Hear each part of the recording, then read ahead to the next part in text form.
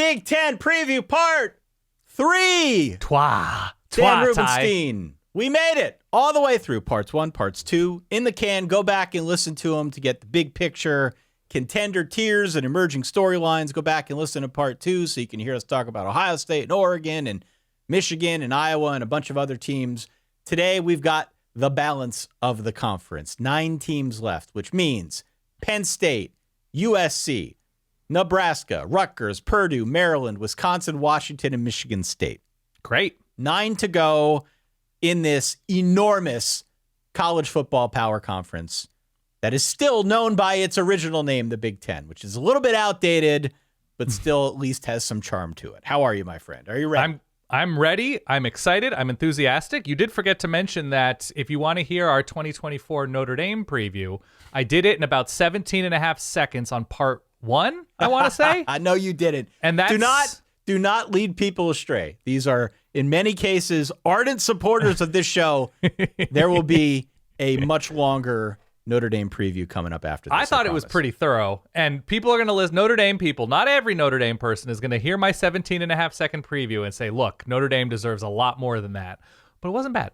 Hey, sorry for the quick interruption, but it'd be incredible if you considered subscribing to the Solid Verbal YouTube channel right down below. Okay, we got 9 teams left. We're recording all 3 episodes in one day. Both of our voices run a little bit ragged. Great. But we're going to power through this. We're going to do it with professionalism, with poise.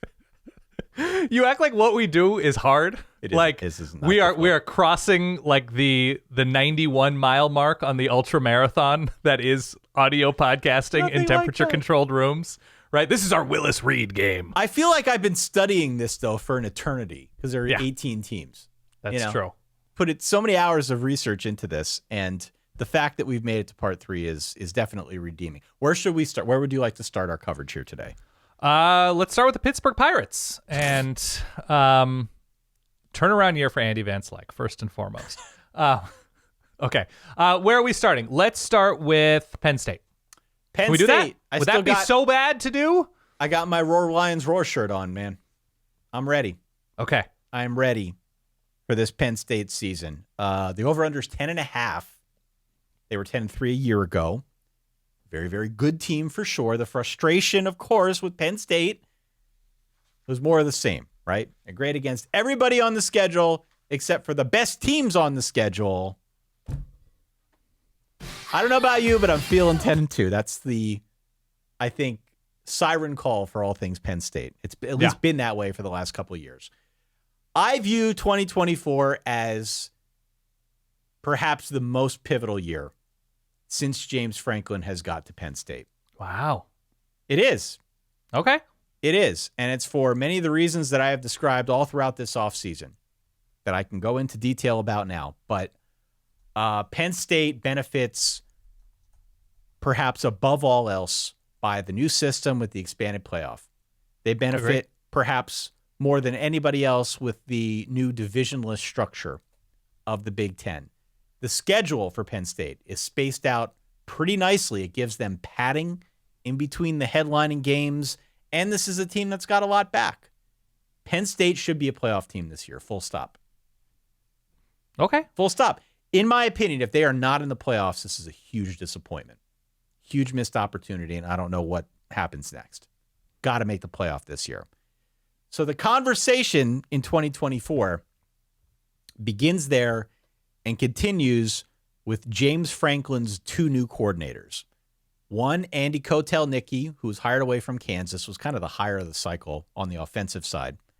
And Tom Allen got fired from Indiana, but still a damn good coach in his own right, especially as it relates to defense. He is coming in. He's going to take over for Manny Diaz, who went to take over the Duke job. Both of them, in my view, excellent hires. I love it. I'm ecstatic to get both in the same cycle.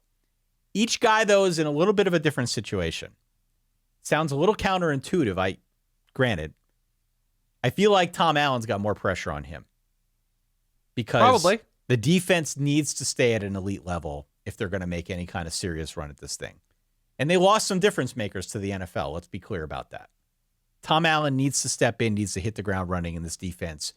Maybe can drop off a little bit, but can't drop off too much. Is your guy DDS still there? DDS. I'm about to talk about that. Okay, sorry. About to talk. Don't get ahead of yourself. Premature DDSing. Yeah. Notably on defense for this Penn State team, Tom Allen is making a little tweak. Okay. Playing more of a 4-2-5 this year. Functionally, what does that mean? That's his D, yeah.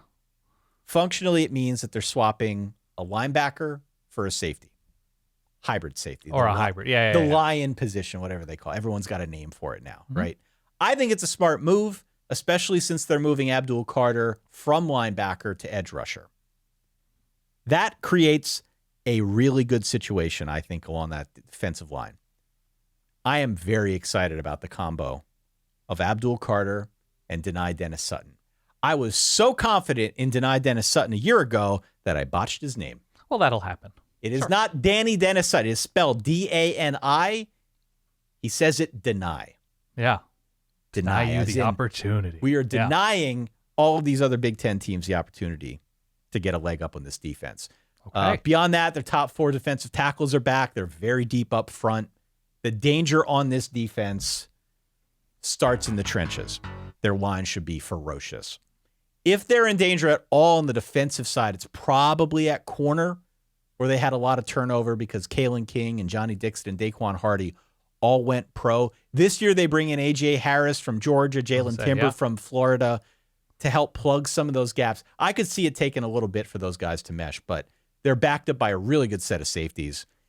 And the good news is that there aren't a whole lot of high-flying offenses, at least not in the early part of the season, on the schedule. They've got a month and a half before they play a team like a USC, which, as we know, in LA, in LA, USC is built more to take advantage of that. But as long as Tom Allen isn't doing the full college football 25 simulation of the defense, this is going to be a beast of a unit, and they're going to be real, real good. That goes without saying. Yeah. The key to this entire thing is offense. And it wasn't bad last year. I don't mean to imply it was a bad offense, but it was very underwhelming. Let's be clear. So what Andy Kotelnicki can do with this offense is going to decide how the whole thing goes. He's a super creative mind. His work at Kansas should be in the freaking Louvre. All right. Kansas was nowhere before Lance Leipold got there. And through Leipold, Andy Kotelnicki, they turned into a really good offense, especially a really strong running team, which is what I like about this hire. I would love to see Penn State build the whole damn plane out of Nick Singleton and Katron Allen, who are their 2-star running backs, and just go from there. Figure it out from there, but start with the running game, build it around those 2 dudes, and then we can work in more receivers, more passing schemes for Drew Aller, et cetera, et cetera. But I think that's the teeth of the offense. Okay. Hopefully he feels similarly. Last season, that is not to say they didn't try, because they did. But they lost pretty much all of their home run threats. This offense had virtually no explosion in 2023. So the caveat is you got to try and get some of that pop back. The caveat is that the line is relatively green. They lost 3 starters to the NFL. So good line a year ago. Probably still fine with a lot of talent. They've recruited well. But possible danger if they take too big a step back and if they rely a little bit or try to rely a little bit too much on that running game. That brings me to Drew Aller in the passing game. This is where it really hurt them that there wasn't a home run threat. Actually, let me back up. This is where it really hurt them when they had receivers, an entire room of receivers that couldn't get open. They got no separation all year long. Only so much you can do. That's not to say some of it wasn't on Drew Aller. He's still relatively green. I've talked ad nauseum on this show about how he picked up the quarterback position later. He hasn't been playing it since he was 10 years old. He's still learning to play this position. Some of it's on him. Most of it's on the receivers not getting open. So what happened in the offseason? They all left. All the receivers are gone. Yeah, they all left. This is a bad receiver room a year ago. It's basically a brand new receiver room this year because something like 5 guys transferred out. The top target appears to be Julian Fleming, who transfers in from Ohio State. Otherwise, it's Harrison Wallace and Caden Saunders, who were very lightly used a year ago. Tyler Warren is back at tight end. I like him a lot. Okay. Whether it's these guys, whether it's somebody else lower on the depth chart, it is essential that somebody else step up. Somebody else needs to step up and become a reliable target. There needs to be more of a supporting cast around Aller. Maybe it's Nick Singleton or Katron Allen in the passing game. I don't know. Maybe it's Tyler Warren. Here is where we are relying on that creativity from Andy Kotelnicki to unlock this passing game, because last year under Mike Yurcich in a system that felt more rigid for whatever reason, it did not click. It needs to click. Let me say one more thing about Drew Aller. PFF, I mentioned this too. PFF posted something on their site about how Drew Aller is one of the most disrespected quarterbacks looking back in 2023. He had a 25-2 touchdown to interception ratio. Objectively, that's very good. To my eye, he never fully looked comfortable. Right. I don't know if that's a processing thing. I don't know if it is truly fair to throw the receivers under the bus the way I just did. But I think it bears mentioning that another year in this system, hopefully with a better offensive coordinator, gives Drew Aller the seasoning that he needs to maybe get to that 5-star potential. He was good last year. He wasn't great. He wasn't a 5-star last year. Right. A more flexible system, I am hopeful, can get him there. 3 yards per attempt against Michigan. Thank you. Thank you. He was good against everybody, just not the best teams on the schedule. Yeah, he was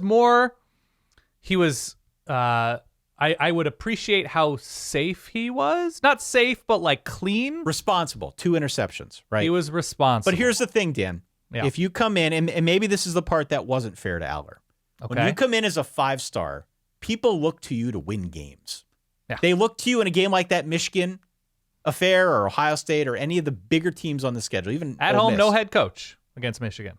For sure. But if the running game isn't working and isn't giving you the pop, that's when people look at the 5-star quarterback and they say, go win the game for us. Yeah.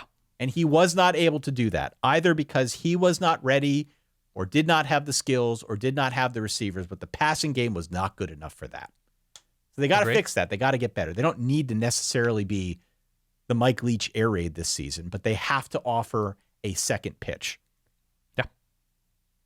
This is a great schedule. Oh, yeah. It feels like this should be a playoff team with this. It's well balanced. There's enough firepower on here to be taken seriously, but yet good buffers after all the big games. There's a 5-week stretch between the middle of October and early November that I think decides this season. At USC, then a bye, then at Wisconsin, home against Ohio State, home against Washington. Yes. That's the stretch right there. West Virginia to open up the year is tricky, and it's on the road. And a weird early kick, too, right? It's weird, the noon. Yeah. I'm not as concerned because I think Penn State should be good enough at stopping the run, and certainly, as I said, on the defensive line, that stopping West Virginia's run should be something that they can handle. But West Virginia's a good ball club. We'll know pretty early on what this defense looks like against a good power rushing team. But I agree. I'm not out here saying I'm going to throw all my money on over 10.5. I'm just saying, as somebody wearing a Penn State shirt and somewhere around here has a diploma hanging on the wall, that if they're not making the playoffs this year, it is supremely disappointing. And I don't know what that means for James Franklin's future. Yeah. And I feel weird saying that because he's had a lot of success there, and I have nothing against him, truly. But this is the year. This is the year to make that playoff. And getting a home game at Beaver Stadium is on the table. That would be awesome. They've winterized the stadium now. They've talked a lot about that. They're in the throes of this major renovation to the football stadium. This is the year to kind of lay it all out in the line and get the most out of what I think is a really exciting class that came in, back in 2022. They have one team on their schedule in Ohio State, which is at home in Happy Valley, that looks to be a surefire top 10, 12, 15 team. One team. Now, somebody might surprise, obviously, USC or Wisconsin or Washington. Somebody's going to pop up and offer more of an obvious threat than where it seems to be right now. But as it stands now, maybe it's West Virginia, who knows? As it stands now, in terms of talent, in terms of situation, in terms of pop, it's only the Buckeyes right now. No. Can't lose to Michigan if you don't play Michigan, right? Dan, it's there for them. Yeah. There's a reason why their 10.5 is tied with Oregon and Ohio State as the best in the conference. It's because the schedule works. The team is good. The coordinators that they went out and got are good. There's a ton of talent across the board. This should be a year that Penn State gets in the playoffs. So I don't know how many teams ultimately get in from the Big Ten, but my hunch is at this point, if we're assuming 3, seems reasonable, Penn State would be the 3rd. Would you rather be a Penn State fan this year or a Michigan fan this year? I would rather be a Michigan fan because my team would have just won the national title. That's true. And expectations are always high at a program like Michigan. Yeah. But there is a little bit of a grace period. You can exhale a little bit. Yeah. You can exhale a little bit, and there's a grace period whenever you lose that much. The coach, all the players, etc. You can take that step back, and you still want the team to play well. You never want to lose to Ohio State. But you've already gotten to the top of the mountain. Penn State, I'm fearful that it's going to feel like we get into week 12 and again we're banging our head against the wall wondering what could have been. Yeah. That's all reasonable. Yeah, I would probably feel better about Penn State's year as a Penn State fan than I would feel like if we're isolating in a vacuum as a Michigan fan than Michigan's year, because similarly built, but we think there's more passing upside with Penn State and Aller, even after not all on him, a 2023 that really saw some struggles going downfield consistently, which disappointing, I'm sure, for Penn State fans. But with this schedule, like, you should be, as you are, brimming with confidence that the best of Penn State should be able to make the playoff this year. And look, this is not to say it's an easy schedule. It's the 34th toughest schedule right now per Bill Connolly's right. But in terms projections. of home road splits and missing Oregon and Michigan, yeah. Home road splits are good. It's also not a USC schedule, which maybe we can talk about next, right? Like it's one of the easier schedules in this conference, and truly on display is this new setup and how it could benefit Penn State. Right. Got to take advantage of these opportunities. They don't come around all that often. They At should Minnesota. have been coming around more often. Yeah. They just haven't for Penn State. So this is the at year. your Minnesota Golden Gophers though. Ty-U-Ma. I am a little bit fearful of that game. Okay. I'm serious. All the Minnesota stuff. I'm not just paying lip service. I understand. I hear I you. am serious about Minnesota this year. Arguably, Minnesota's biggest modern win was over Penn State It's true. in very true. Minneapolis a few years ago. I gotta get one of those cool Minnesota shirts and wear it Okay. to support Goldie? the team this Yeah. year. Yeah. Fair enough. All right. Let's talk about USC now, newcomer to the conference. Yes. USC is fascinating, right? Because a lot of people, myself included, are going into this season thinking, how are we not going to see the same old Lincoln Riley USC? How are we not going to see some offensive fireworks and defensive embarrassment? You know, it's the same story every year. USC, just wait. They're loading up. They hit the portal wisely. You know, it's still a Lincoln Riley offense. We still have promising receivers to watch. Like, what is it going to be that's different about this year's USC team? Well, they're playing the Big Ten. That's different. The truth is, I think they were smarter about how they approached the portal on defense than they were in previous years. Like going after some big names, but not necessarily proven names in the way that they have this year. Now, they were fortunate in that, you know, Washington State and Oregon State's rosters were pilfered, and some of that was done by USC with Oregon State, with big linebacker, big safety. They strengthened the secondary in, I think, smart ways. But they also decided not to bring back Alex Grinch. That's a first step to how you're going to be different this year. Alex Grinch, we'll get there a little bit, going to the Wisconsin defense to help out. He's, I think, a co-coordinator and safeties coach, which is where his background has been. USC is in an interesting spot. I'm not positive how they're going to get after the quarterback, but I can appreciate some of the beef along that line. I think it's Nate Clifton coming in from Vanderbilt. He was their most productive defensive lineman next to Bear Alexander. By far the MVP of this USC defense. They now have a little bit more linebacker depth next to Mason Cobb, Eric Gentry. And I think the secondary is going to be fine. I just think in terms of pure bodies who can challenge for a Big Ten title, USC in a numbers way is not there on defense, at least not yet. And the problem still with USC in building up that roster is they're not successful on the recruiting trail. They're just not. They have Which not is weird, built right? up.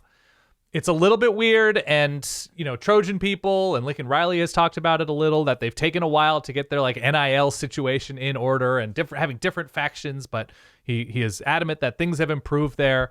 But Lincoln Riley recruited a bunch of good defensive players to Oklahoma. Is he on the hot seat? Should he be on the hot seat? I think it's right for us to ask the question. He's due a lot of money.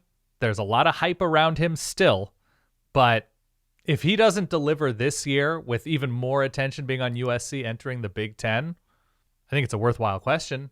They've been flat out embarrassing on defense for the entirety of his time there. Yeah. And so you can only be embarrassing at that price doing something for so long.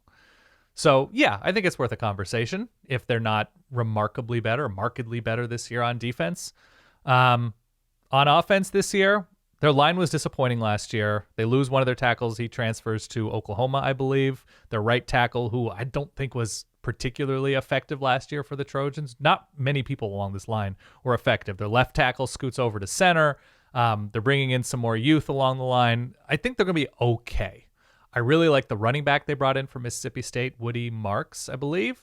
I think their receiver room is really impressive.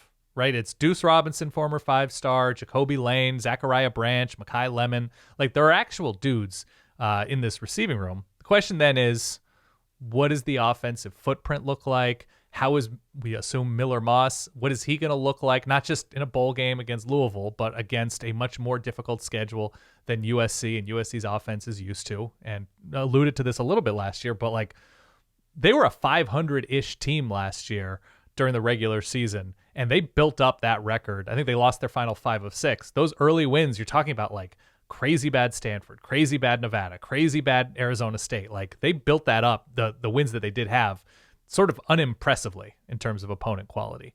So they're going to need to take a big step forward this year as compared to last year on both sides of the ball, even with the offensive success with having Caleb Williams. Their schedule this year is, as I pull up my legal pad. You and that legal pad. I love this thing, Ty. I think was it on my second page? Yeah. My legal pad it takes longer to get through, but I like it. They're at Washington, Nebraska, at UCLA, and Notre Dame to finish out the year. So they're going to need to get better by then. They open with LSU in Vegas, Ty. Now, LSU's defense has a lot of work ahead of it as well. They have Utah State. That could be a shootout. They're at Michigan relatively early on before they host Wisconsin. So there are a lot of defenses on this schedule. There's a lot of offensive firepower on this schedule. And it's, I won't say relentless, but I think the floor is going to be higher this year as compared to where the Pac-12 was these past couple of years with Lincoln Riley. Okay. I like them. I actually do. And I said this before, that like, I don't know if they're going anywhere other than 10-2 or 5-7. Like, I think Miller Moss either has it or he doesn't. I'm not super confident on Jaden Mayava, but like, the depth is going to be concerning near the end of the season. Yeah, I really believe that. They host Penn State, which will be interesting. That stretch though, even like Rutgers coming across the country, it's not a gimme. If you can push USC around a little bit on each side of the ball, in Utah, like a crazy injured Utah with Bryson Barnes went into LA and beat them last year. I think there's a lot here. Like the stretch at Michigan, Wisconsin, at Minnesota, Penn State, at Maryland, Rutgers. I'm just reading a list of teams right now.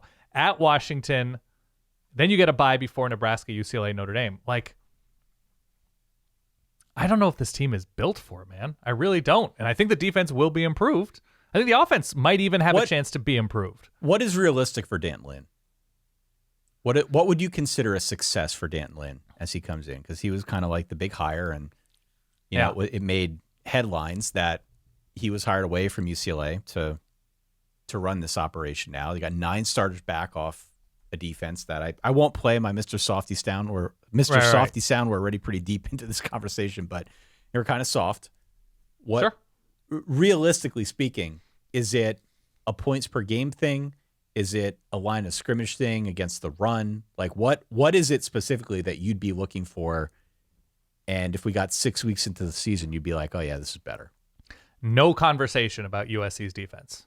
Right? It's not just overflowing with praise about, like, if we're just not talking about USC's defense collectively as a college football universe, I think that's a huge step forward. You could also say that the same thing that Brian Ferentz got held in front of him. If USC can allow 25-ish points a game, as I think they were around 34, 35 last year, if they can do a reverse Brian, that's a success.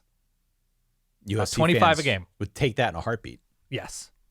So that would put them at around 60th in the country from last year's numbers.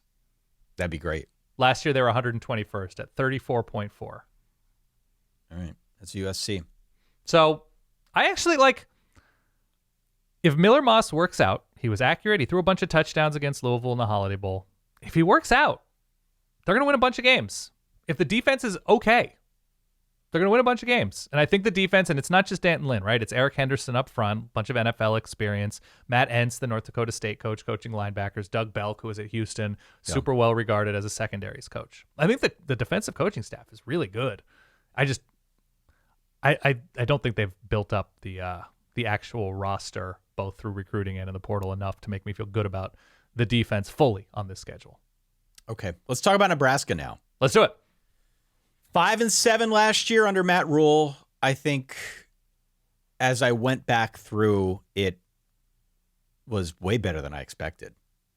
They were 5-3 headed into November. They lost 4 straight to Michigan State, Maryland, Wisconsin, and Iowa, all by 1 score, mind you.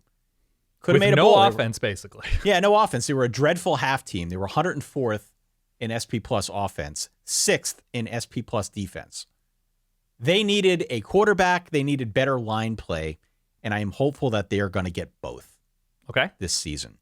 The reason that their over-under is 7.5 is because Vegas thinks maybe they did find both. Again, this is what Matt Rhule does. This is why we like the hire. This is what this dude does. He builds methodically from the inside out. It's not always sexy, but that is the template. And he's done it more than once. He is doing it again. I think he is doing it quicker at Nebraska because now he is coaching in the era of the transfer portal and NIL, and you could patch holes a little bit quicker than he could when he was down at Baylor. Now, the whole line is back. They only added skill talent to the roster. And they've added Dylan Raiola to the mix. I do not want to make this whole preview about Dylan Raiola. It's going to end up being a preview about Dylan Raiola. Okay. Dylan Raiola was the top quarterback this cycle. Do you know how exciting that is? Not only to get a guy Nebraska, like huge. that. Yeah. No, not just to get a guy like that. Obviously, if he plays well, that's great. That's what your hope is. But if you get one guy like that, and if he builds excitement around the program, it makes it so much easier that you can get other guys like that. This is not the easiest place in the world to recruit to. They all know that. But getting a guy of this caliber, I know he's a legacy, but getting him to come there, if he does well there, if Nebraska starts winning, success breeds success. You will get other guys. It will accelerate that process, that template, that formula for Matt Rhule. That is what they are banking on. That is what I am hoping will happen for Nebraska this season. He's going to start day one. He played in the spring game. You and I both got the vapors. I thought he looked the part. Yeah. Just from what we could see. You hate to put it all on a true freshman, but I'm kind of basing everything on a true freshman, Dan. If he's legit, if you look at the schedule, pull the schedule up while I'm vamping here. I'm right here. I'm on it. Could Nebraska not start 7-0 against that team? Against that roster of teams? Yeah, I mean, you're banking on a bunch of these teams being a little bit less than I think you think they'll be, depending on what you think of Colorado, Illinois, Purdue, Rutgers, Indiana. Even if he's shaky, though. Even if he's shaky. Could they start 5-2? Sure. Yeah, absolutely. It seems very gettable to me. So I look at this and I would bet almost any. This is not the bet, by the way. Yeah. Because the over-under is 7.5. So me saying this is not exactly going out on a limb, but I would bet almost anything that Nebraska goes back to a bowl game this year for the first time in forever. Okay. And that's progress for this team. That is progress. You asked me a question during a couple of different previews about what happens if the starting quarterback gets hurt. What happens if Dylan Raiola? Yeah, I know. So, okay, I don't want that to happen. Obviously, I don't want that to happen. Sure. Is there a situation, a day one true freshman starting quarterback that really worked out tremendously at a big place that you can point to? They're few and far between. Did Sam Howell start day one? Was he a true freshman? He took some lumps. I'm blanking here on the spot, but right. it's I know enough to say that it's few and far between. Yeah. Yeah. He did start as a true freshman, Sam Howell. So like the hope would be that this kid is he's built different. He's different. He's good day one. He comes right into the fire and he's ready for it. And spring games only count for so much. You look wise beyond his years. You look mature. Obviously can make throws. Physically, he seems ready. Yep. But when you start seeing the live bullets fly, it's a different ball wax altogether. That's true. Trevor Lawrence, yeah. I mean, I feel pretty confident that Nebraska is going to get back to a bowl game. I feel confident saying that because it's not just a lot back on offense plus a better quarterback. The defense also has a ton back, and they were outstanding last year. They won at the point of attack. They were very physical. I think that trend is going to continue, especially with Matt Rhule. Again, this is what he does. And there just aren't many teams in the front half of their schedule anyway that I think can deal with Nebraska's defense. Like maybe Colorado. Colorado will be an interesting game. The game against Rutgers is going to be a war. I'll talk about Rutgers next. But I don't have a whole lot of reason to doubt Nebraska this year. I doubt that they're going to get to 9 wins. But in terms of getting to 6, 7 wins, I feel very confident that that's going to happen. I don't know about the over-under. I don't want to jinx anything. I'm good at that. So if they're held back by something, if they lose to somebody they shouldn't, and it's not a Raiola thing, right? That he is not necessarily as expected by Nebraska fans, but he's really promising for a true freshman. What's holding them back? Like, who's catching the passes that scares you? Who is, the skill talent? Who is the edge rusher? Like, what is that grouping otherwise, other than a schedule that you are pointing to as advantageous? What is the gap? Well, I mean, look, it's hard to say based on what we saw last year what to expect with what's coming back this year. Like, I think a lot of it is inference and assumption. Sure, of course. Because when you have a quarterback situation, I don't want to put it on any one guy, but the quarterback situation was very bleak last year. And as a result, they didn't get much through the air.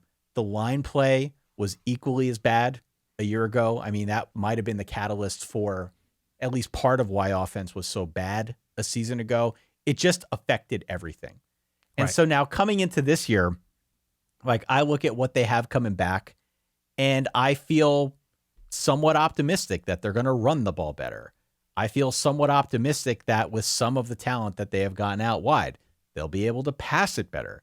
It just seems like the talent level as a whole has been elevated, and it may not fall on any one person, but the collective, the aggregate, to quote your favorite Moneyball scene, will be better than pretty much the entirety of what Nebraska had on offense last season. Yeah, if they don't win 7 games this year, I think it's a failure. Yeah, I think 7's that number to me. What's the over-under number? 7.5. Yeah. So do you have them going over? I have them 7-5. Okay. So I'm confident in 7-5. I'm really confident in a bowl game. I'm not confident in the over. I guess what I'm most curious to see, I'm just thinking about your question here a little bit more. Yeah. I'm most curious to see deep threats in the passing game. Okay, like they brought Isaiah Nair up from Texas. Yeah. He's a guy that we've talked about him for 3 years now. But maybe Malachi Coleman pops at receiver. Maybe it's Jamal Banks who comes in from Wake Forest. Guys who have some experience and some size. Like, they've just gotten better at acquiring that talent. Yeah. I think you put that around Raiola, the hope is that the whole thing gets better. Okay. So I think I'm excited about this. I'm very interested in Nebraska. I see at Iowa, at USC, at Ohio State, at Wisconsin, all like within a month. I know. I know. That's going to be tricky, but I don't know, man. Like it's on a certain level, and this is also true of Wisconsin. We're like, yes, Nebraska's defense was very good and promising last year. Yes, Wisconsin's defense was very good and promising last year, as we expected, right? Luke Fickell, Matt Rhule, like they should have good defenses. These are places that have recently had some pretty good defenses. And then you look at the quarterbacks they played last year. I know. You're like, we think this defense is strong, but man, all due respect to like what Illinois and Minnesota and stuff were offering, but like both of these teams played like 9 sub 100 offenses. So yeah, that's the trouble where you're just like, yeah, Dylan Raiola and a pretty good defense. You're just like, okay, it's still a gamble. I feel like I am all in on the red teams in the Big Ten this year, with the exception of Maryland. Yeah, it sounds like it. I'm really in on Ohio State. USC, does that count? Cardinal? I'm not really in on them, but Okay. I'm in on Nebraska. Somewhat in on Wisconsin. I'm somewhat in on Indiana. I'm really in on Minnesota. Rutgers? That brings us to Rutgers. The Rutgers. The Rutgers. Knights. Yeah. The Raiders. Over under is 6. I am pushing all the chips into the center. Every Big Ten team is winning 7-8 games. Ty is 10 the and 2 exclusive. Rutgers. Mark it. No, I'm not doing Yeah. I'm not doing that. Okay. I am all in though. This is I love bad. it. This is really bad. This is going to come back to bite me. Thankfully, there aren't a lot of controversial Rutgers people out there on the interwebs. And Yeah. I think my assumption is that they'll just be happy I'm saying nice things about Rutgers instead of trying to dunk on them. 7-6 last year. Beat Miami in the Pinstripe Bowl. Did Yes, they sir. not? They did. This year, there is a ton back. They are 13th in returning production. Pretty much the whole line. But most importantly, Kyle Monangai. He is back. He is their 1,000-yard running back who could have gone pro but did not. He isn't just their best offensive player. He is the heart and soul of this offense through which the whole damn project is going to flow, which really got me to thinking. He's your Manon guy. I'm a PA guy. That's true. Pennsylvania guy. When I hear Monangai, I immediately think of the Monongahela River. As I think everybody coast to coast does. Everybody does. Of course. Western part of the state, but I've been on the Monongahela on a boat. It's a river that rolls off your tongue. Monongahela has a certain grandeur to it, does it not? Of course. I mean, who among us hasn't vacationed on the, what did you, Monongahela? Monongahela, yeah, of course. Yeah. We learn it in geography class all the time. Sure. It's a river known for its strength. It's a river known for the way that it carves through the Western Pennsylvania landscape. Yeah. And I would add, in folklore, there is a mysterious creature called the Monongahela monster that inhabits the river. Okay. This is a true thing. I didn't make that up. You can Is look Kyle that up. Monangai from this area of the world? I have no idea where he's from. Okay. Couldn't even tell you. Yeah. Rutgers is not Pennsylvania. The Monongahela is way too catchy for any kind of nickname. Mm-hmm. I'd like to start calling Kyle Monangai the Gila Monster. With a G? Hela monster. Part man, part legendary beast, part force of nature, part you don't know when this guy's going to jump up and get you. But the Gila, you're talking about the Gila monster that's Gila. I'm spelling it differently, Dan. You're spelling it different. This is so intricate. Work with me. Gila monster for this guy.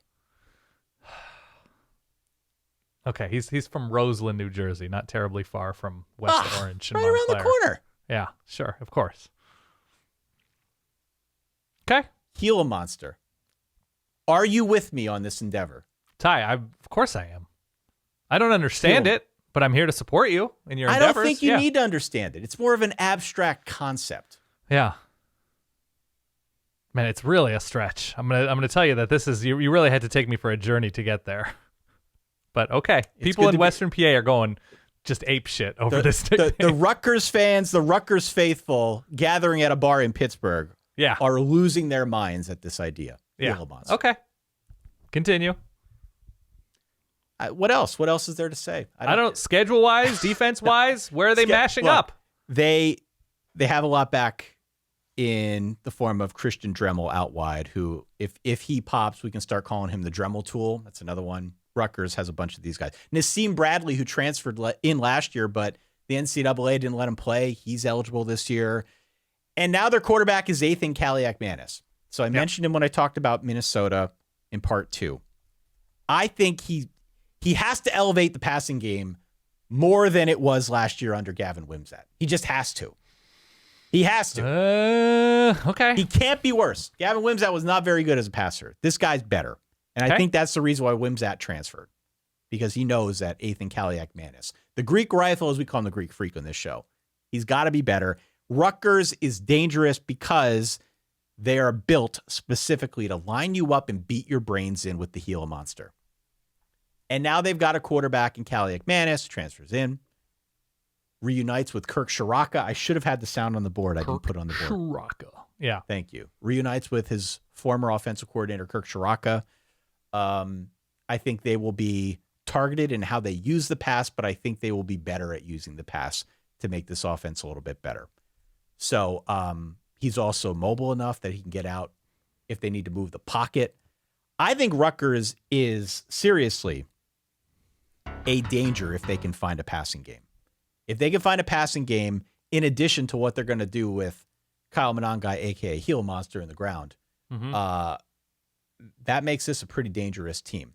If they can't find a passing game, that's a separate issue altogether. That's the danger to themselves. That's the danger to themselves. But am I reading this correctly that they don't play Michigan, Ohio State, Oregon, or Penn State? They do not play. They miss the entirety of our perceived top tier? They do not play any of the perceived top teams in the Big Ten, no.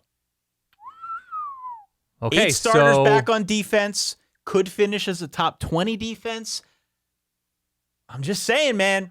What I'm hearing is, if not now, when, Rutgers? This is the year. Kinda. Yeah. Okay. I appreciate that. Kind of. You know what? Shine on the Scarlet Knights. Oh, more takes. 8-4 Rutgers? Over 6 Rutgers. Over 6. Okay. Now, they do travel to Virginia Tech early, which is one of the tougher non-conference games that anybody has in the country. Yeah. But, oh, man, it's pretty good.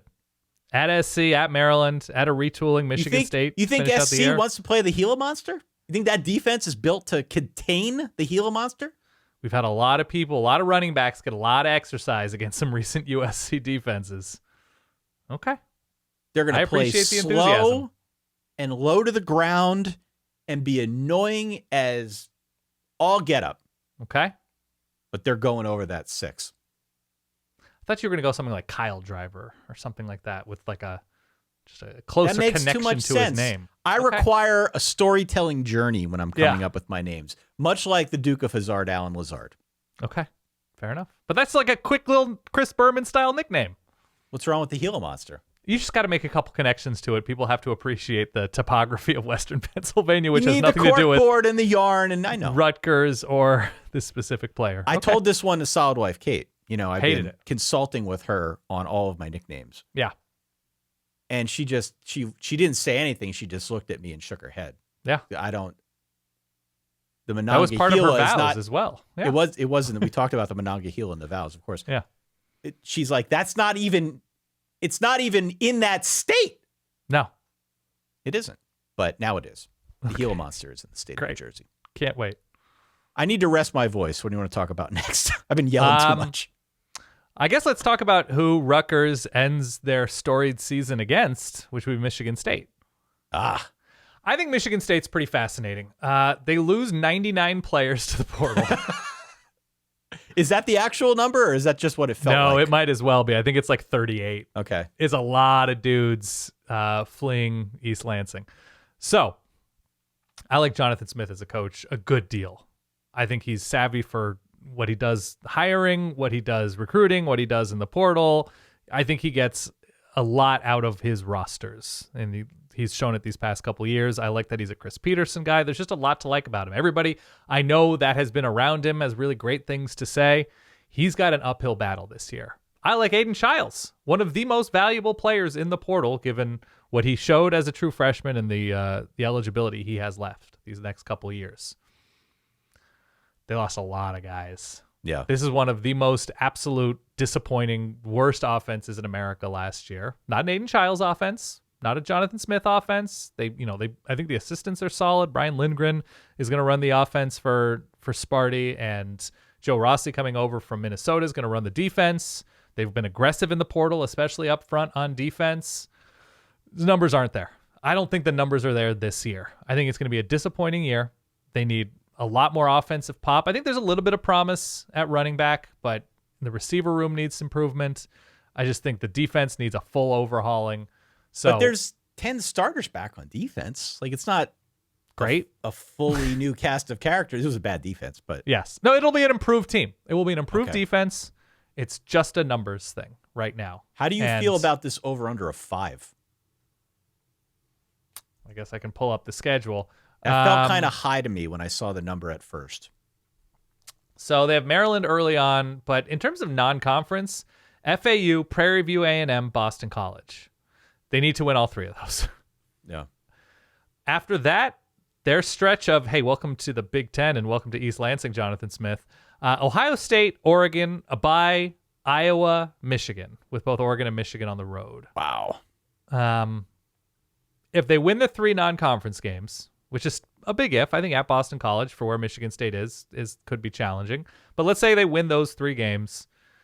You add in maybe Indiana at home. By then, there's something there. Maybe Purdue or Rutgers at home. You're still talking about 5-ish. Yeah. So that number feels about right. And I think those teams are just clearly better built. Even Purdue in this moment. You don't want to bet that over. I don't think I'm betting that over. I think it's a bad over. I don't Bill think I'm Connolly, who, of course, runs the projections with his SP Plus metric, has them at an average of 4.4 wins. More specifically, 2.3 conference wins. So to that point, if they win all 3 of those non-conference games and win 2 conference games, then maybe they get 2-5. Right. But in terms of getting over 5, it seems like it's a stretch. Yeah, I mean, it would basically take Aiden Childs being the most electric quarterback in this conference for them to go to a bowl, to me, this year. I just think I see a lot of promise with Jonathan Smith, this coaching staff, some of the moves they made in the offseason on both sides of the ball. But to get to a bowl game, I think it's a 2025 conversation. You want to keep going? You want to talk a little bit about newcomer Washington? Would love to. Washington is the team, we've had this conversation before. They're the team I like more than I thought I would. Okay. And as I said in part 1, I'm trying to just look at them for what they are instead of looking them for what they lost. Because when it's a new coach and you lose like all of your starters, which they have, it's pretty crazy. They're dead last in returning production on offense. It is a literal reboot. They lose all 11 starters from a year ago. The only 2 returning starters are Will Rogers and Jeremiah Hunter, and both those guys transferred in. Yep. And on defense, like I said back in part 1, not quite as decimated, but still just 2 guys back on the defense from last year's team. Then they brought in 2 other guys who are transfers. From Arizona, who are good. Arizona. And like, I like Jedd Fisch. I think he's a good coach. Mm-hmm. And I think if he is there long enough at Washington, he will get them playing at a really high level again. I think they could start out 4-0 this year. I also believe they're going to lose at Rutgers in week 4, but I'm perhaps a little too heavy on Rutgers this season. Right. They could. They absolutely could. I just look at this team and I see so much turnover, new coach, even if you feel good about what they've got coming back, and what they brought in via the transfer portal. This is like 7-5 at best for me. I think that's reasonable. Look, if their offensive line works out, which is a big if, that's the in danger thing, right? Danger, in danger. It's going to come down to offensive line to me because I think the defense will be all right. I don't like the Brennan Carroll, Steve Belichick thing. I don't know. We'll see. I think there are enough quality bodies on this defense to make it okay. Offense, if the line is bad, they're not going to do much. If the line is okay, Giles Jackson, Jeremiah Hunter, Jonah Coleman. Like, these are guys who have put up numbers, who have been successful.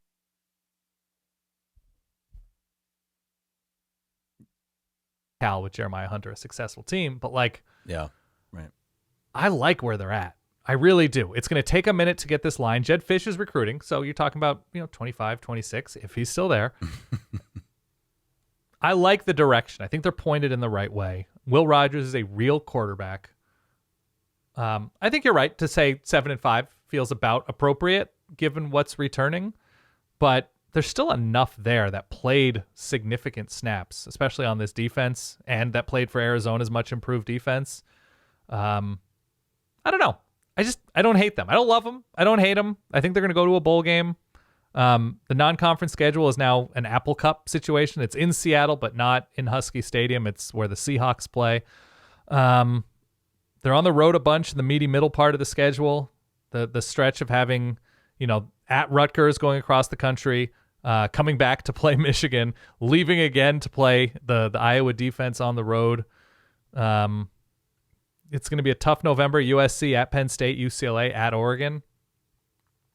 But if everything is sort of a B, 7-5 feels about right. Maybe even a chance at 8-4.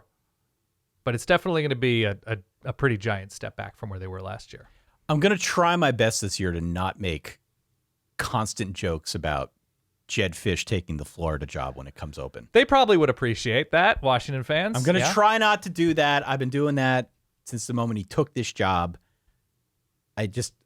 I want to be able to say I told you so when it happens because I believe it will happen. But yeah, I also don't want to beat a dead horse with this. And to your point, let's appreciate Washington for what they are, not what they were, or what they could be in 2025. Let's just stay in the moment. There is something about what Jedd Fisch did at Arizona. And now, granted, it was over 3 or 4 years. But there is something about the hires he had. And, I think it was when he got the job, it was Don Brown who was quickly their defensive coordinator. And I think Johnny Nansen did a nice job with that defense. And, it's Jedd Fisch's offense, which skews a little bit more pro style. But even before Noah Fafita and Jaden DeLora, you could see the bones of something interesting, even with, was it Jordan McLeod the year before that? You're like, man, they're just converting 3rd and 4s more often than a bad team should. And so it's a weird backhanded compliment way of putting it, but I think he's a quality coach, and I think his starting point is a lot better than what it was at Arizona, even though Arizona's better than Washington right now. I think that counts for something. I think they're going to be a challenging team that is going to, if they lose, they'll lose to better teams. If they win, they're going to win because they have decent players, and I think they're going to scheme wisely. All right, let's talk about Maryland. Let's argue about Maryland. Well, look, you have much more ground to stand on because I haven't done any Maryland deep dives, but continue. The Maryland deep dive is this. It's a good news, bad news situation, and I mentioned it a little bit on part 1. Yeah. The good news is that it's a good front 7, and I think that's the strength of the team. They also miss Ohio State and Michigan on their schedule, which is, again, a change for a school like Maryland, which is used to being in the Big Ten East, and in any given year, you got to play Ohio State, Michigan, Penn State. Makes it hard for anyone to get ahead. So Maryland is another team. I'm not saying they're a playoff team. I know they're not a playoff team. They definitely benefit from a little bit more scheduling flexibility. Moving forward, certainly this year, certainly in the future as well. The bad news, though, is it feels to me like the offense is starting over, and especially along the offensive line. So defensive line and front 7, relative strength. Offensive line and just offense as a whole, I think, is a relative weakness. Tua Tagovailoa did not play for Maryland. No, his brother did, though, Talia. That was a really good intro, though. I appreciated that. I caught myself. I tried to recover. I was going to say, Tua Tagovailoa I did. Probably has good memories of playing with Mike Locksley way back at Alabama. I screwed up, all right? It's okay. Talia Tagovailoa. Yeah. Had a decorated career, finally gone, leaves a huge hole at quarterback for Maryland to try and fill now. I think it's going to be MJ Morris, who transferred in from NC State. Okay. But also Billy Edwards, who you mentioned, and Cameron Edge. Both those guys are in the mix as well.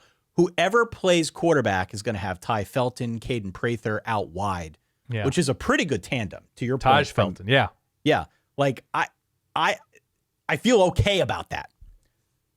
Roman Hemsby back at running back. I feel okay about that too. I don't think Maryland is short on skill position guys. I'm just not sure that the offensive line is going to be there to support any kind of step forward. And by the way, that's I my said hang. Taj Felton because I'm staring at a magazine that has printed it incorrectly. I should have gone with you, Ty Felton. You're right. It's your name. Come on, I know my ties. Yeah, I know.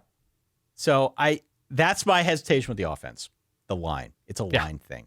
I do think the front seven will be really good, albeit without a gravitational pass rusher. Maryland likes to blitz. It'll be important that they continue getting home the way they did last year because the secondary, my man, has some questions. Okay. All right. That is my Maryland skepticism. It is a very lumpy team. It is good at the skill positions, but bad along the offensive line. It is good along the defensive line and in the linebacking core, but kind of shaky on the back end of that defense. There are very specific ways that you can attack this team, and I'm inclined to say they go under this season. Because if you look at that schedule, again, not bad. Feels to me like they start 6-0 and finish 0-6. Like Syracuse did a couple of years ago. We've had teams that do this every year. Yeah. But I think they come out of the gates hot and they sort of crawl to the finish line. Make a bowl, but 6-6. The first part of their schedule is pretty great. It's great. Which is why you're saying 6-0. I understand. 6-0. I don't know. I think they might, by the time they get to USC, at Minnesota, getting Rutgers and Iowa at home, I think they'll have a more complete picture. You don't like them as much as I do. I just think they can win 7 or 8.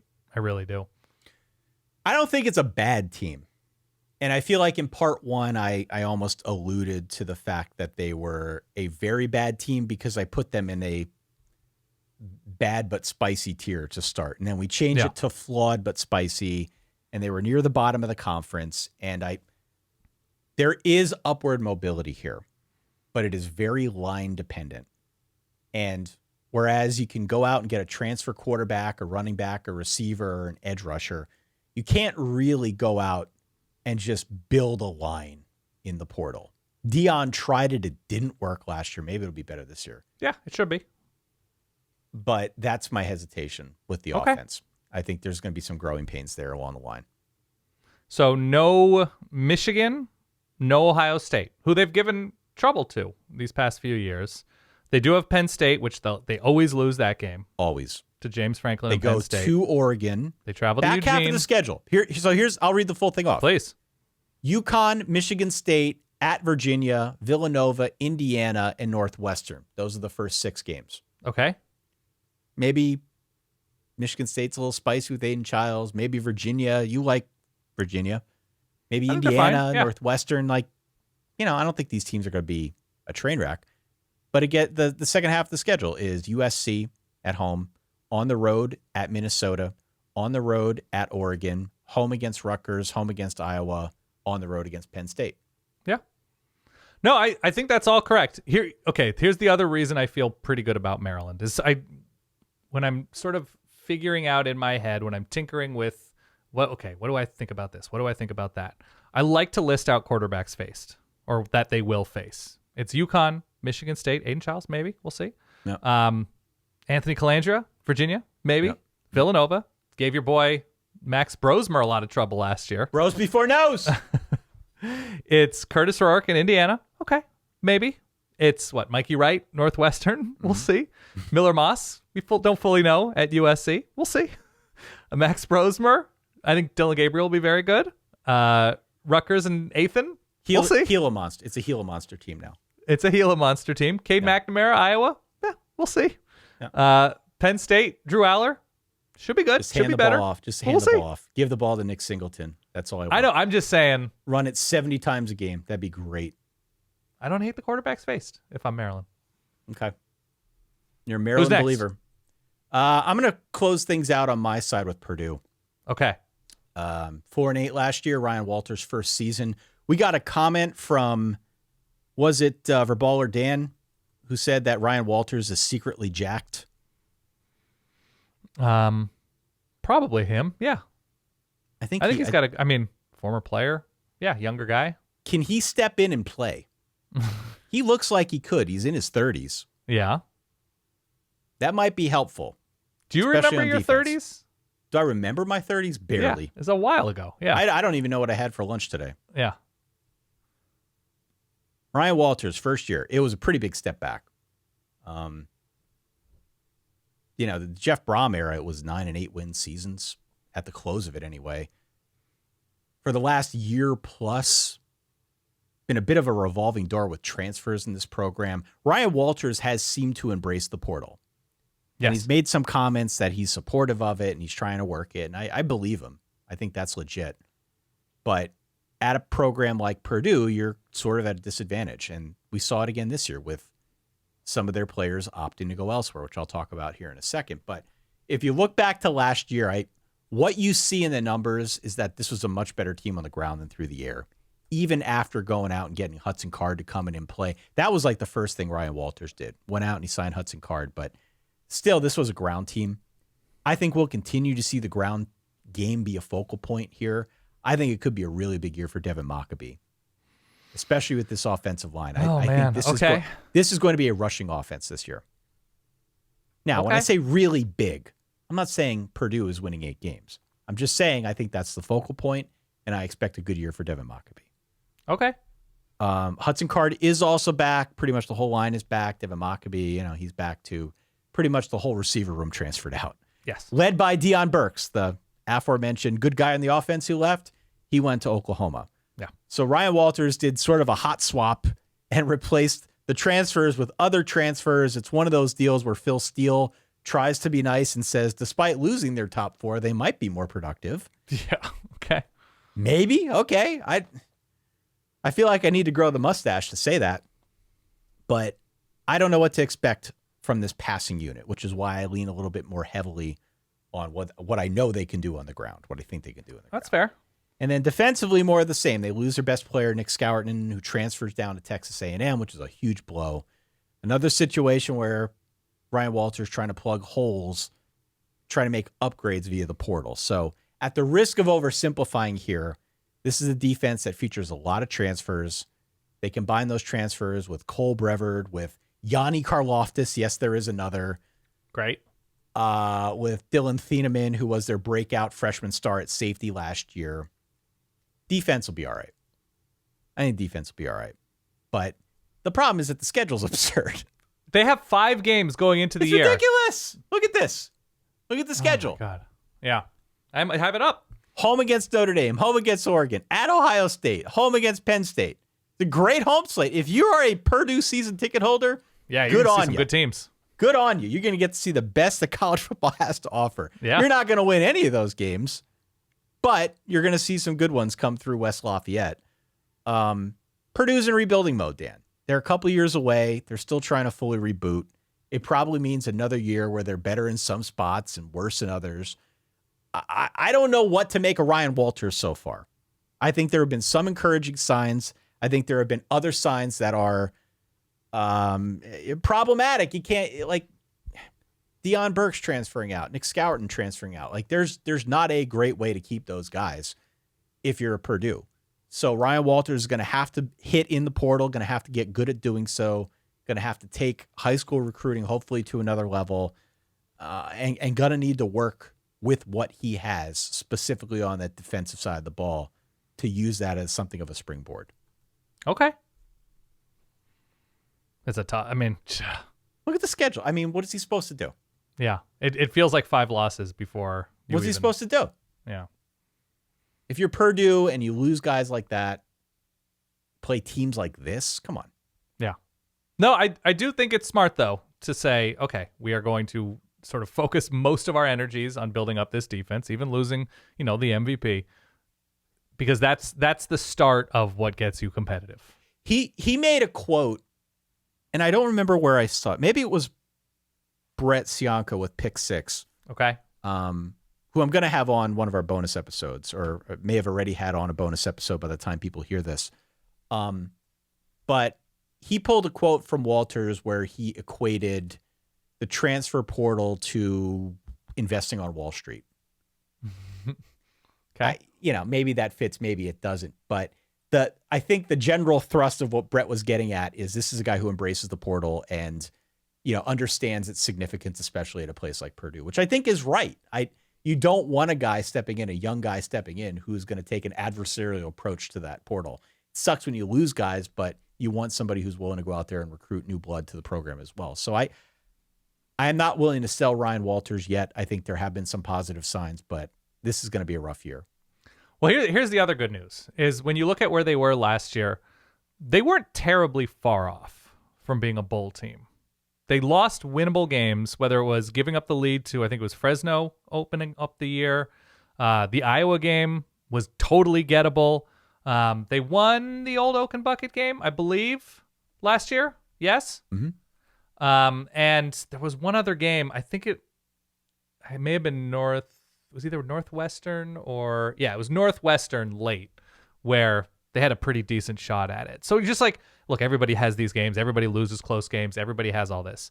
But it's at least encouraging that maybe you can flip one or two of those close losses into close wins. That's it, man. I mean, they played hard. They played hard spots. Maybe not so much against Ohio State.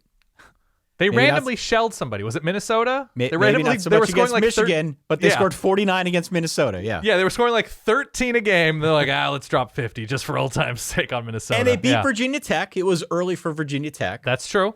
They lost by 4 points to Fresno, first game of the year. Yeah. Fresno was a good team. They gave away a lead, too, in that one, yeah. They lost by 6 against Iowa. Iowa had a great defense, but they were there. I don't feel like they gave up on this guy. I just feel like it's a talent thing. Right. And we need to give him more time to see what he can do. Anyway, that's a lot of Purdue thoughts for you. Why don't you bring us home here by talking about Wisconsin? Quintessential. Who the hell knows? Okay. Wisconsin's going to be more fun this year. And I only slightly mean that to be an allusion to what happens to the ball after Tyler Van Dyke releases it into the air. Anything can happen, right? He's like the Kevin Garnett quarterback of 2024. Anything is possible, Ty. A little Ellie Goulding. Anything could happen, yeah. I have not given away all of my TVD stock. I have held a little bit for a rainy day. For the kids? For the kids. I'm going to pass it along. So when he's holding up Super Bowl trophy after Super Bowl trophy, they're going to share in that. Put that in the bounty. Rubenstein Trust for the little ones, yeah. Okay. Sometimes we just need fresh starts. Sometimes we need an easy landing. And there is something about Wisconsin this year. We'll see on the offensive line. We'll see at running back in a post-Braylon Allen universe. I think the receivers are fine. I think all of these guys would be great to have as your number 2 or 3 guy on a really good team. Bryson Green, was it Logan Pauling? They've got a younger guy who showed out a little bit in the bowl game named Tretch. Tretch? This is how deep I was in Wisconsin. I was watching Tretch's vlog on YouTube. How was it? Bowl travels. Pretty good. Yeah. Pretty good. Everybody was super happy to be playing in a bowl game against LSU. Should have called it Bowl Movements. That's good. That's very good, Ty. That's why we're in the business here. Continue. Luke Fickell went pretty aggressive along the defensive line and at linebacker in the front. We'll see. I think they're in a pretty good shape. Situationally in the secondary. I think the defense will be good, but they're that other team that I mentioned along with, who were we talking about when I talked about Nebraska. We were like, defense was super promising last year. These are the quarterbacks they faced. I think they faced 9 or 10 legit very bad offenses. And it's not stat padding per se, but it's just how much of that do you trust? Right. I really trust Luke Fickell. I really like where this defense can go. With the guys returning, with who they've added in the portal, with the general scheme, with Luke Fickell's track record in building up a team that needed a new voice, I like Wisconsin. I don't love Wisconsin. I like Wisconsin. There's still something about TVD where it's just further and further away in the rearview mirror. Where you're just like, he's dealt with injuries. He's dealt with weird injuries. Yeah. The best of him we still remember as being excellent, but this is new context. He's had 4 coordinators in 4 years. We like Phil Longo, I think, as an offensive mind. It's certainly a different direction still than where Wisconsin was for all those years. I'm just looking at this roster where's that offensive pop to run a system like this? Where are those 2 North Carolina backs? Where are those North Carolina receivers, right? Where are the Ole Miss guys that Phil Longo has succeeded with? And I see a roster of decent players in search of pop, in search of upside, in search of electricity. And that's still the complaint with Wisconsin. I think they're going to be a quality team. I don't think they're going to lose any more games like they did to Northwestern last year, where they just like randomly got gutted on defense and couldn't get off the field on 3rd down. I think they're going to be improved. I think they're going to be clearly improved. But with their schedule this year, as I bring it up, they play Alabama pretty early on. Yeah, I know. That's rough. So I guess we'll have a sense. It's Alabama and then a bye, and then they travel to LA to play USC. The middle of their schedule isn't terrible, but then Penn State, Iowa on the road, a bye week before Oregon, they're Nebraska on the road, and they're Ty-U-Ma with Minnesota in the rivalry game to end the year. Like, that back half is going to be tough. And so TVD's health, system adjustments are going to be huge. And how deep that defense looks, especially up front, is going to be huge with those games near the end of the schedule. What's their over-under? Their over-under is 7. I think it's kind of perfect. But if you're giving me It's not lost on me that I've been over here throwing everything in the volcano. I know. And you're too chicken to join me. Take a stand. Okay. I'm looking at the schedule one more time. 1, 2, 3, 4. I'm going under. Under. All right. I'm going under with Let's Wisconsin. go in the volcano. Oh, more takes. Why? I just want that pop. I like the best of Bryson Green, the best of Tretch. These guys are all like Logan Pauling last year. Yeah. I keep saying Logan Pauling. I'm pretty sure it's Will Pauling. Right. We can call him. I'm thinking of Logan Paul. Yeah. Yeah, Will Pauling. The best of these guys is impressive. I don't know. I'm just not there. I'm just not. I like the idea of TVD finding this new home and thriving. I'm just not there. I've seen too much. I've been hurt before. Still got a little bit of stock hidden away behind like a trap door or something. But I am hopeful that we're going to see a TVD renaissance this year. Okay. Early TVD. His early work was great. It has not gone great the last 2 years. So I'd like to see him get back to what he once was. I remember after TVD burst onto the scene, we were talking about this guy as like an NFL prospect. Yeah, of course. Some people were talking him up like a potential first pick in the draft. Has the size, had the arm, really looked good.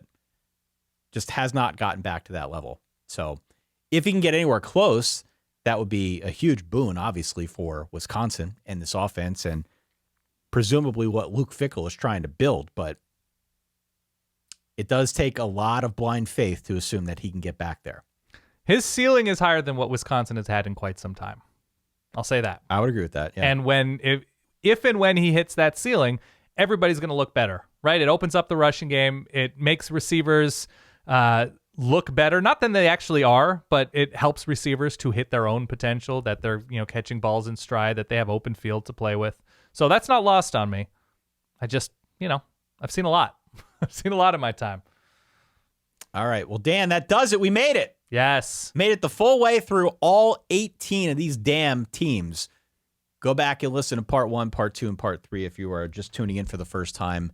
If you made it this far, hit follow or subscribe so that you don't miss any of our episodes. 3 episodes per week from now until we tap out. Yeah, that's it. Sunday, Tuesday, and Thursday from now through the season until some point in January. We've got a lot to talk about here on this crazy college football season that is before us in 2024. On the next episode, we're going to go through Notre Dame and the other teams that we missed. It will not be as long of an episode. Trust me, you don't want a 3-part episode in which we talk about Notre Dame, Oregon State, Washington State, and UMass. Maybe you do. If you do, then you're a real sicko. All my Don Brown heads out there. All my Don Brown. Yeah, we're not going to do that, but we are going to make sure that we cover those 4 remaining teams, are the only 4 we haven't talked about in some regards. So every team, every conference, We got one more episode to go, but I feel like the bulk of them are out of the way now because we got the biggin and the Big Ten done. Make sure you also go on out to verballers.com and see what we have to offer from a bonus content standpoint, from an ad-free standpoint, from a Discord, from a gaming standpoint. We are updating everything now through the month of August in preparation for the season ahead. I got nothing else. I don't appreciate that you're trying to hijack my Bros Before Nose tagline for Minnesota. Tayuma, bro him? We're going to have to find out from folks whether they prefer Tayuma or Bros Before Nose. I worked really hard on that. I know, I can see. All the whiteboards behind you.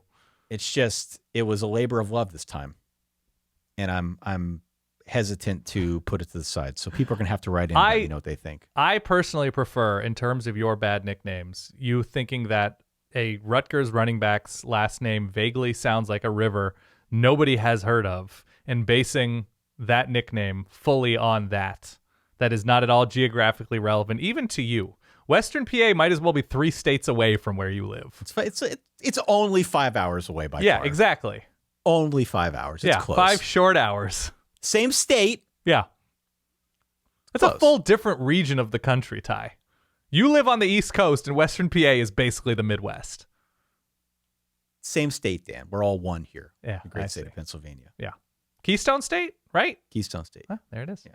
But that nickname was on brand for me, and you know it. Yeah, that's true. I mean, look, I called Will Pauling Logan at least 3 times. So thank you to one and all for bearing with us. 2 longer than usual episodes to preview the Big Ten, but it is a bigger than usual conference. What can we do? We're doing our best here. Yeah. Thank you, as always, for bearing with us. Please hit follow or subscribe if you've yet to do so. We will be back in a few days talking more college football. In the meantime, for myself, Ty, for that guy over there, Dan, as always, you know the drill. Stay solid. Peace.